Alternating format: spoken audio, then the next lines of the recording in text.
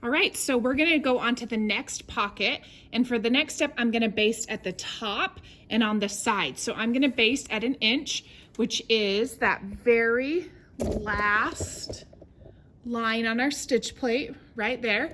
And then because I'm basting, I want to make sure that my stitch length is at 5, and I'm gonna be doing the top and the 2 sides.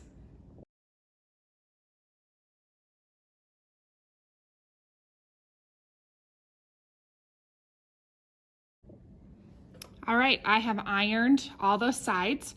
So what I'm gonna do now is sew just the top down at 3/8, which is, we have the red line, and it is 2 before the red line, and then we are not doing a basting stitch anymore. So we wanna make sure that we turn this to 2.5, and we are just sewing the top.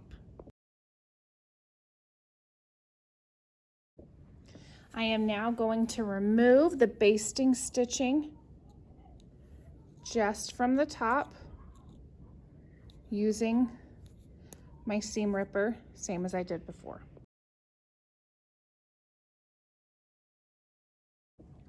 My next step for my pocket is to place my pocket on my pattern piece. So I've got it lined up here.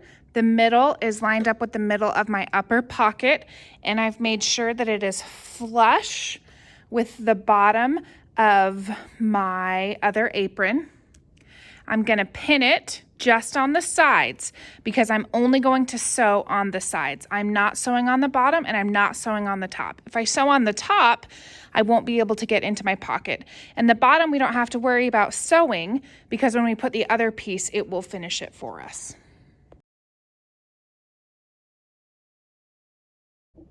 Okay, I am now going to sew my apron. I want to go through my daily checklist, make sure everything is where it should be. And then I'm going to stitch this at a 1/4 inch seam allowance, which is the outside edge of the presser foot. And I want to remove the pins as I go. So I'm going to stitch this edge, I'm going to stitch this edge, and then I'm going to stitch right in the middle of my pocket, right here on that line. And I'm going to remember to back stitch at the beginning and end of each stitch.